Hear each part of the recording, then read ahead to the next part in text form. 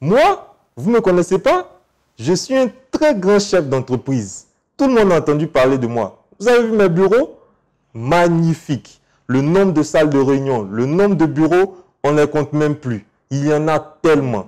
Vous connaissez la conférence de chefs d'État africains avec les entrepreneurs? J'y ai participé.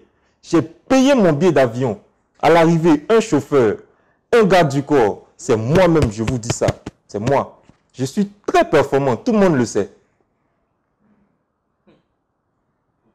Bienvenue à The Wise School, l'école où l'on apprend tout ce qu'on n'a pas appris à l'école pour une vie épanouie. Je suis coach Lola. Alors l'objectif premier d'une entreprise est d'être performante, c'est-à-dire être efficace dans le secteur d'activité dans lequel elle s'est engagée. Dans mon cas, il s'agit du développement du capital humain sous toutes ses formes.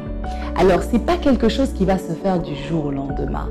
Mais par contre, il existe des critères pour mesurer la croissance et le développement de votre entreprise. Et c'est de ça que nous allons parler aujourd'hui. Alors, toute entreprise a intérêt, quelle que soit sa taille, à mettre en place un système de tableau de bord.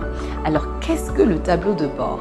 Le tableau de bord est un système de gestion qui donne un aperçu global de la situation actuelle, mais également des évolutions stratégiques de votre entreprise.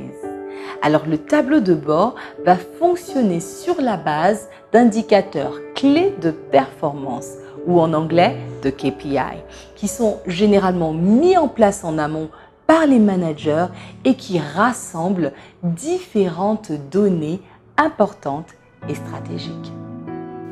Alors, pour mesurer la performance d'une entreprise, on utilise généralement 3 critères d'évaluation. Premier critère, les indicateurs primaires. Ce sont par exemple la valeur ajoutée, le chiffre d'affaires, la productivité ou encore la part de marché. Ces indicateurs ne nous donnent aucune information sur le résultat net, mais par contre, ils permettent d'évaluer la santé générale de votre entreprise. Ensuite, les indicateurs secondaires. Alors à ce niveau-là, on parle de l'analyse financière, on parle du cours de l'action, on parle de la rentabilité nette, on parle de la capacité d'autofinancement, etc.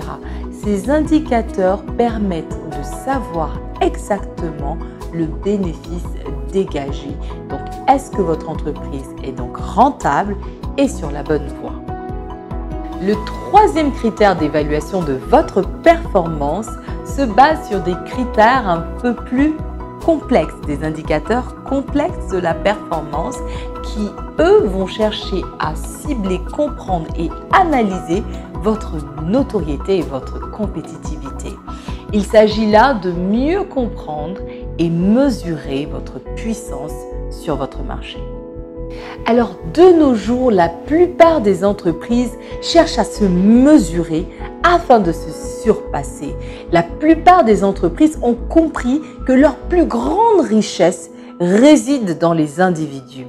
Donc, dans cette sphère, dans cette génération où il est très important de mesurer sa performance et de l'intégrer à son système de gestion, nous n'avons plus d'autre choix.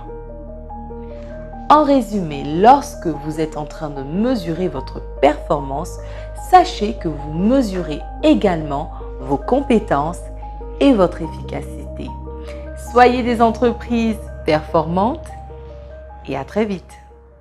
Vous avez trouvé cette vidéo utile, alors likez, commentez et surtout partagez-la massivement.